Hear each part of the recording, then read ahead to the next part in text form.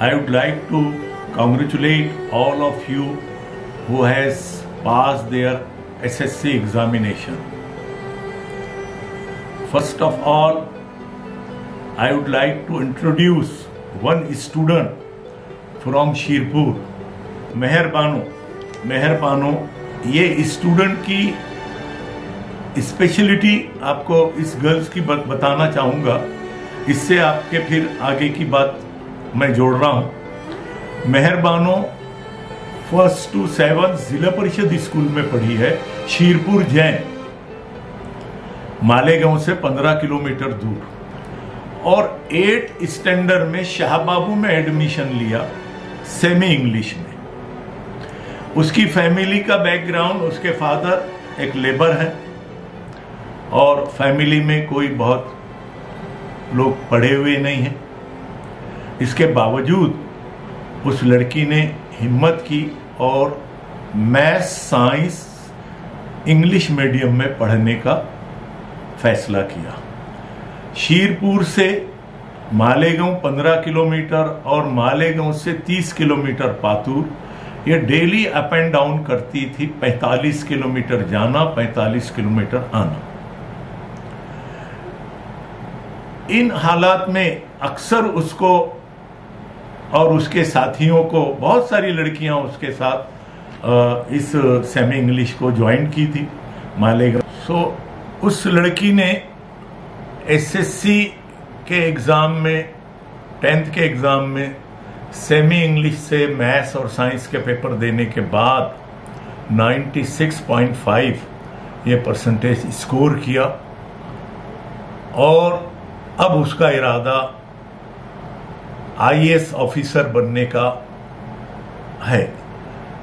तो इसकी मिसाल देने के पीछे मेरा मकसद यह है कि अगर एक लड़की देहात से, एक पुअर फैमिली से, जिला परिषद की स्कूल से पास करके 8वीं से सेमी इंग्लिश लेती है और फिर वो स्कोर ऐसा लाती है, तो ये न सिर्फ उसके सरपरस्तों के लिए बल्कि उसके गांव और समाज के दीगर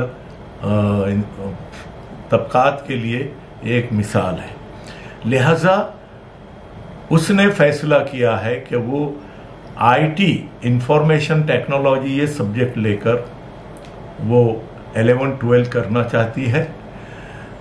मैं इसी की मिसाल देकर आपसे भी अपील करता हूं कि आप भी जहां कहीं भी आप पढ़ रहे हो, आप मैथ्स और साइंस को हमेशा इंग्लिश लैंग्वेज में पढ़ें, बाकी आप उर्दू में पढ़ें, जो भी आपको सब्जेक्ट पढ़ना है, लेकिन मैथ्स और साइंस इंग्लिश ही में पढ़ें। अब आप 10th पास हुए, कोई फर्क नहीं पड़ता अगर आप उर्दू मीडियम से भी पास हुए हैं, लेकिन अब जब आपको 11th में एडमिशन लेना है और ये पूरी जॉब सीकिंग एजुकेशन लेना है या कॉम्पिटिटिव एग्जाम्स की तैयारी की एजुकेशन लेना है, तो इसके लिए आपके लिए कंपलसरी है कि साइंस के सब्जेक्ट जब भी लें वो सेमी इंग्लिश ही में लें। उर्दू मीडियम में इसलिए हम साइंस नहीं पढ़ सकते, मिसाल देता हूं, बायोलॉजी का एक टर्मिनोलॉजी है स्टिग्मा। इसको कोई इलाके में उर्दू में कलगी कहते हैं, कहीं पर कोई और नाम से पुकारा जाता है। फिजिक्स में मोमेंटम, इस वर्ड के लिए मेयार हरकत उर्दू में। ग्रेविटी, इतना आसान टर्मिनोलॉजी है, इसको इसरा बवजह कशिशे सकल उर्दू में ये कहा जाता है।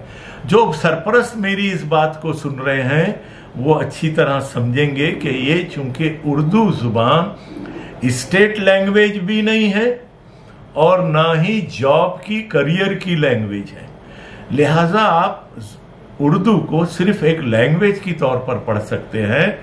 इससे आप मॉडर्न साइंस, मॉडर्न टेक्नोलॉजी के मज़ामीन बिल्कुल ना पढ़ाएं। मैं ये नहीं कह रहा हूं कि आप शाहबाबू में पढ़ाएं, मगर आपकी मजबूरी यह है कि शाहबाबू ही में इंग्लिश मीडियम और सेमी इंग्लिश मीडियम मौजूद है, जिसमें उर्दू के साथ एक लैंग्वेज है उर्दू, और सोशल साइंस उर्दू मीडियम में हम पढ़ाते हैं। दूसरा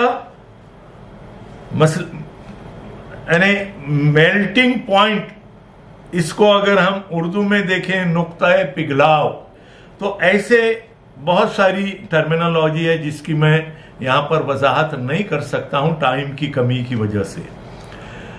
इसके अलावा आप 11-12 में जहां पर जो लोग नीट करना चाहते हैं उनके लिए बायोलॉजी और फिशरी एक अच्छे ऑप्शन है।